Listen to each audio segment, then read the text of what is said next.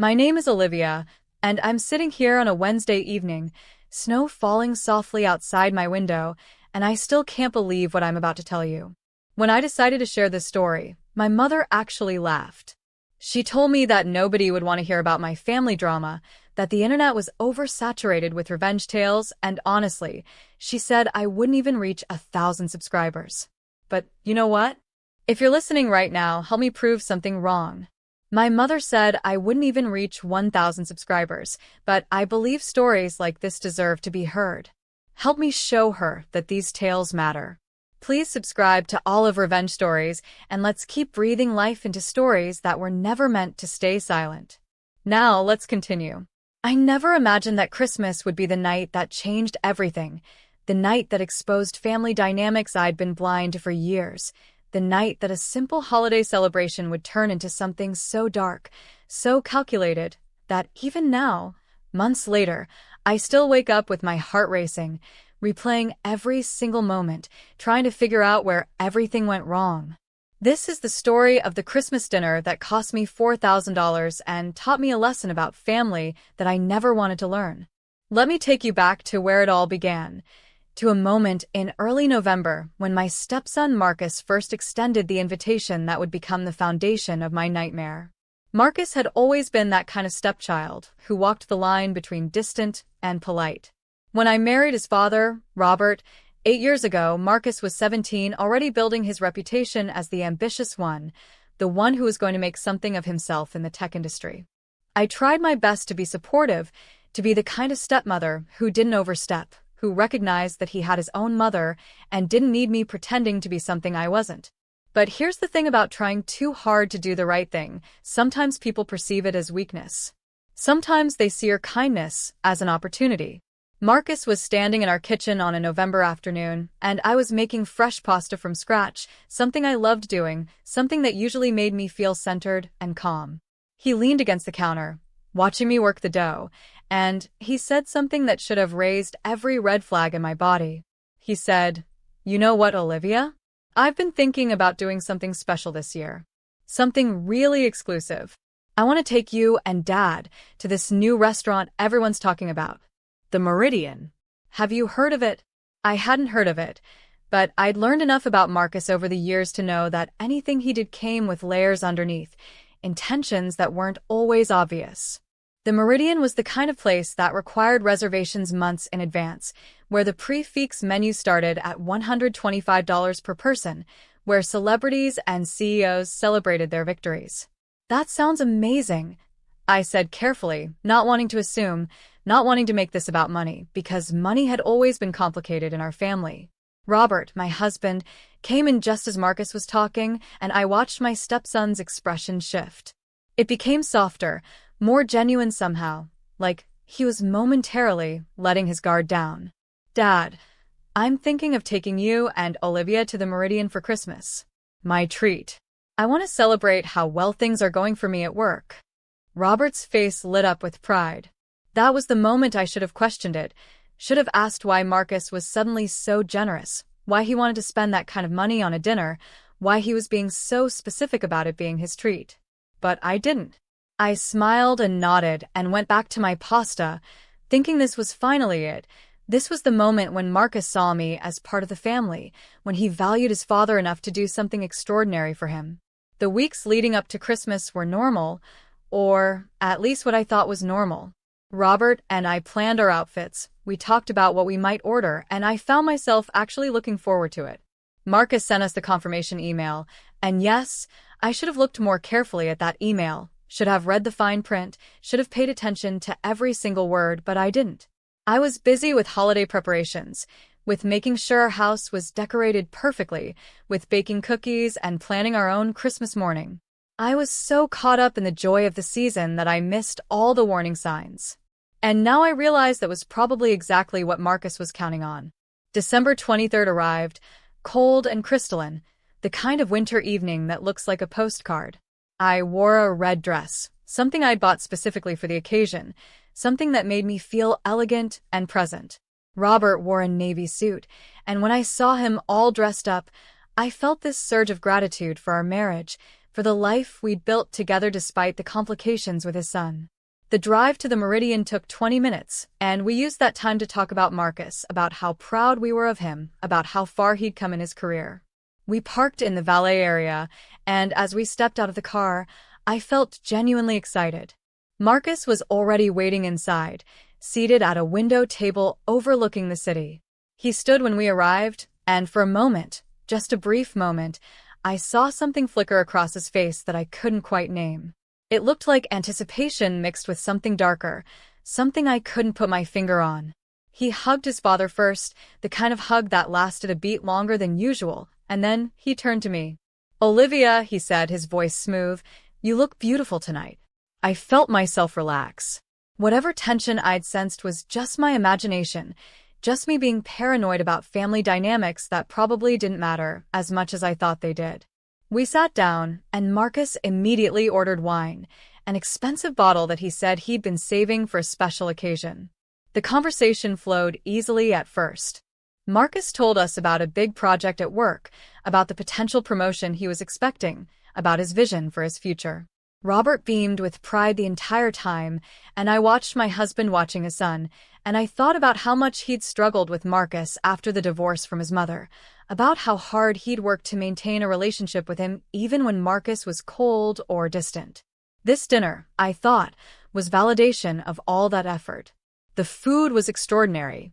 Every course was a revelation of flavor and presentation, the kind of meal that makes you understand why a chef becomes an artist rather than just a cook. We had appetizers that were barely bigger than a few bites but exploded with umami and complexity. We had an intermezzo to cleanse the palate. We had the main course, which for me was a lamb dish so tender it seemed to dissolve on my tongue.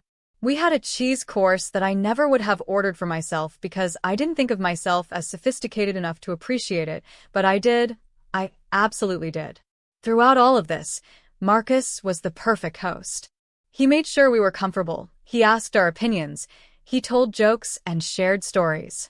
He was the version of himself that made you understand why people liked him, why they'd invested in his career, why his future seemed so bright.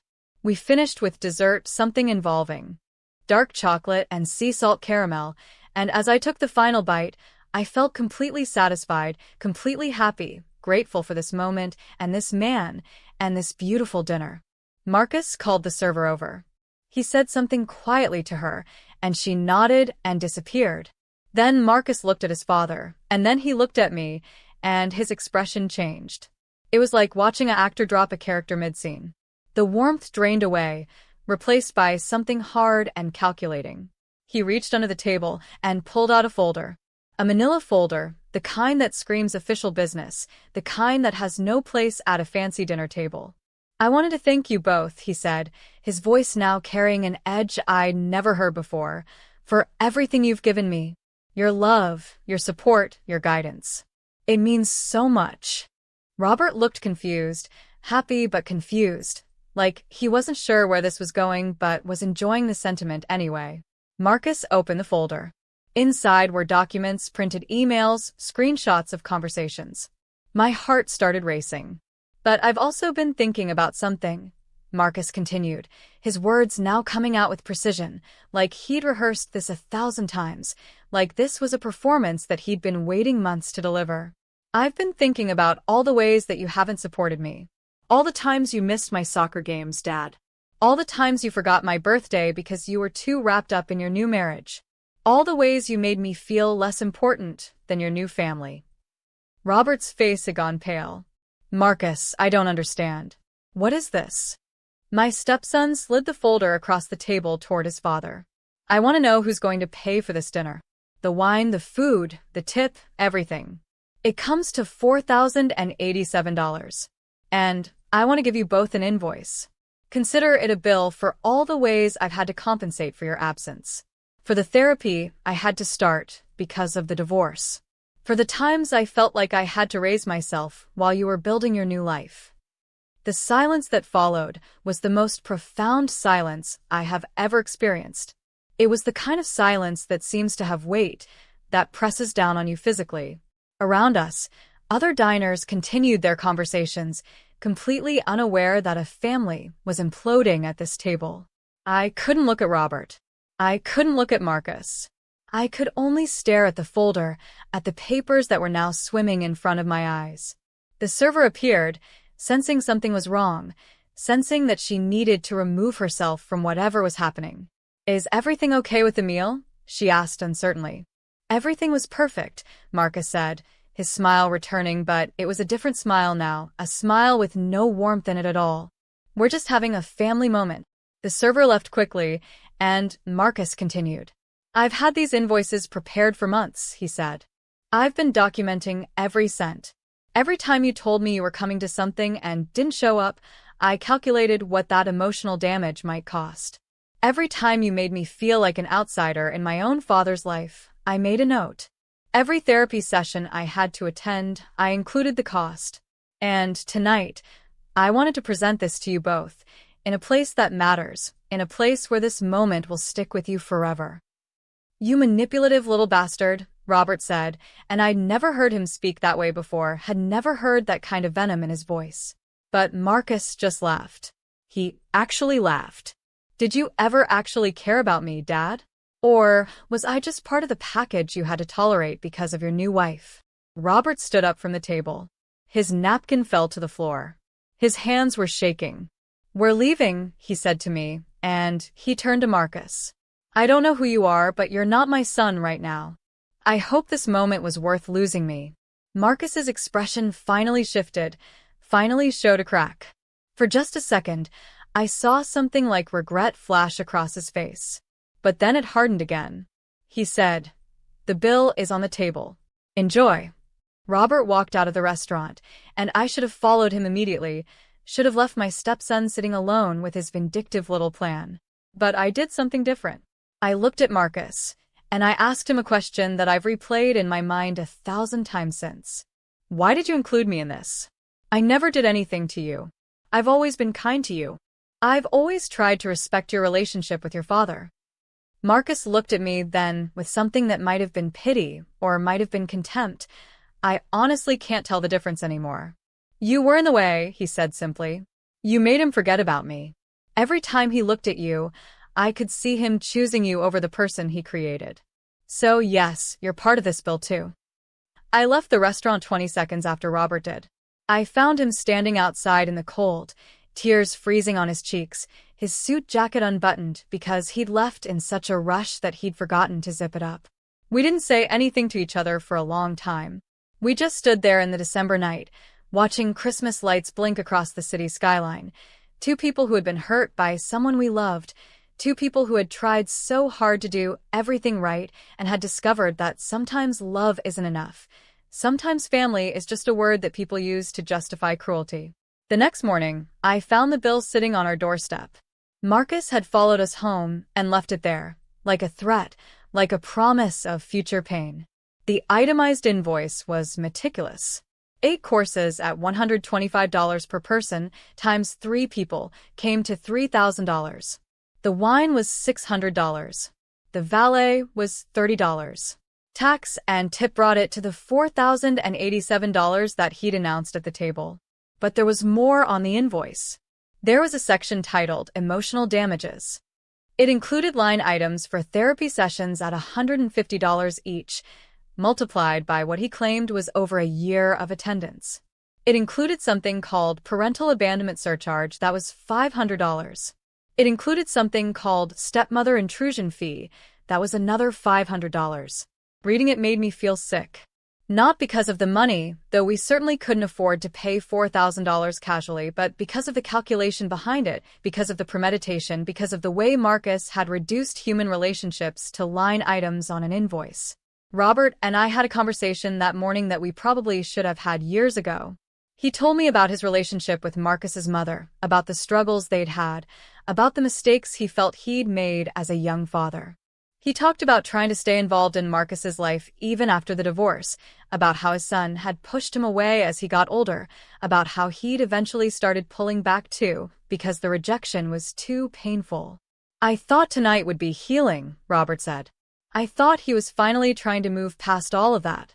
I thought maybe he could see that I love him, that I've always loved him, that marrying you didn't change that.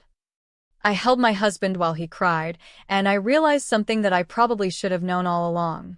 Marcus had been hurt, yes, but he'd chosen a response to that hurt that was designed to hurt us in return. He could have had an honest conversation about his pain. He could have sought therapy to process his feelings about his parents' divorce.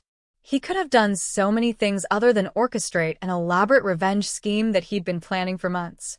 But instead, he'd chosen to be destructive. He'd chosen to weaponize his father's love for him. He'd chosen to target me, someone who had never done anything but try to include him and respect him and make space for him in our lives. Robert called Marcus the next day. I don't know exactly what was said because Robert took the call in his office and closed the door, but when he came out, his face was set in a way I'd never seen before. He told me that Marcus had doubled down, that he'd said the invoice wasn't negotiable, that he expected payment within 30 days, or he would take legal action. Robert also told me that Marcus said if we paid the invoice, he would consider the debt paid, and we could move past this, that their relationship could potentially be restored. It was a condition of reconciliation, or at least that's what Marcus had framed it as. We didn't pay the invoice. We couldn't afford to, not really. And more than that, we weren't going to reward calculated cruelty with money. Robert sent his son a check for $200, which was what he normally would have spent on Marcus for Christmas anyway, and he sent a letter saying that he loved his son but that he couldn't be part of a dynamic based on punishment and revenge. The letter was kind. It left the door open. It expressed his pain at what had happened while also expressing his understanding that Marcus was hurt. It was the letter of a man who understood that sometimes you have to accept that you can't force someone to reconcile with you. Marcus never cashed the check. It came back in the mail 2 weeks later with return to sender, written across it in angry handwriting. The check is still in a drawer in Robert's office. He won't cash it himself. He says it feels like admitting defeat. The aftermath of that dinner rippled through our lives in ways I never could have anticipated. Our marriage strengthened, actually, because we had to work through the trauma together, because we had to make decisions about how we would move forward as a unit. But our relationship with Marcus became something entirely different. He unfollowed both of us on social media. He didn't acknowledge Robert's birthday a few months later. When Robert reached out on Marcus's birthday with well wishes, the message was left on read. It became clear that Marcus had decided that his revenge was complete, that he'd made his point, and that he was now moving on to the next chapter of his life, a chapter that apparently didn't include his father or his stepmother. Robert struggled with this for a long time. He talked about going to therapy, about trying to understand where his parenting had gone wrong, about whether he could have prevented this somehow. I kept reminding him that Marcus was an adult, that Marcus had made a choice to handle his pain in a destructive way, that you can't control other people's decisions even when those decisions are your own children. But it was hard to watch my husband grieve the relationship he didn't have with his son.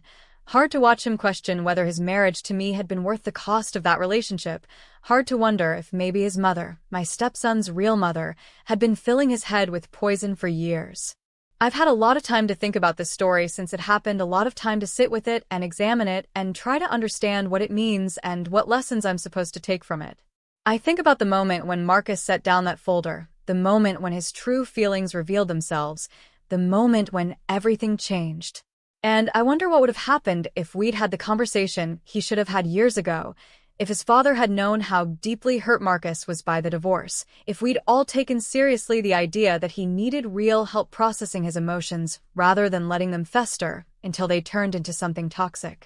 I wonder if there's a version of this story where Marcus is still part of our lives, where he found a healthier way to express his pain, where his father's new marriage became an addition to his family rather than a replacement of his place in it. But then I remember the cold calculation in Marcus's eyes, the premeditation behind the invoice, the way he'd been planning this for months, and I realized that this wasn't about a moment of anger or a momentary lapse in judgment. This was about a choice. Marcus chose to nurture his resentment. Marcus chose to transform his pain into a weapon. Marcus chose to use his father's love for him as leverage. And that's on him. That's not something Robert could have prevented, and it's not something I could have prevented, and it's not something that any amount of family therapy could have fixed if he wasn't willing to fix himself.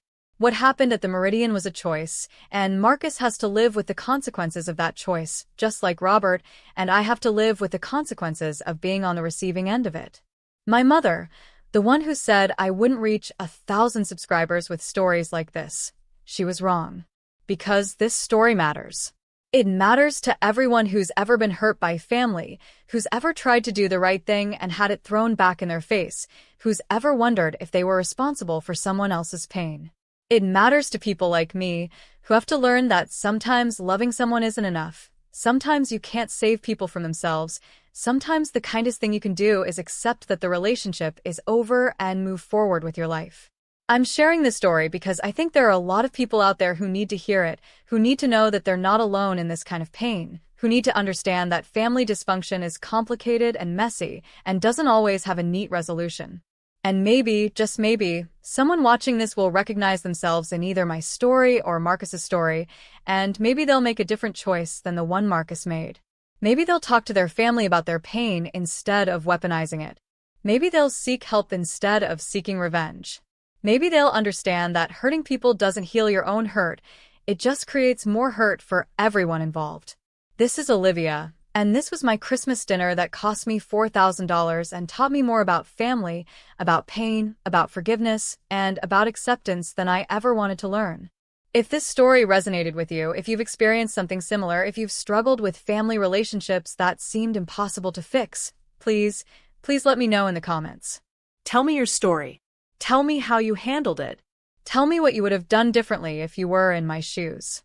And most importantly, subscribe to Olive Revenge Stories so that we can continue to bring these stories to the world, so that we can build a community of people who understand that sometimes the most important stories are the ones about the people who hurt us and what we choose to do about it. My mother was wrong about me. Help me prove her wrong about the stories too. Because they matter. You matter. And your stories matter. Thank you for listening.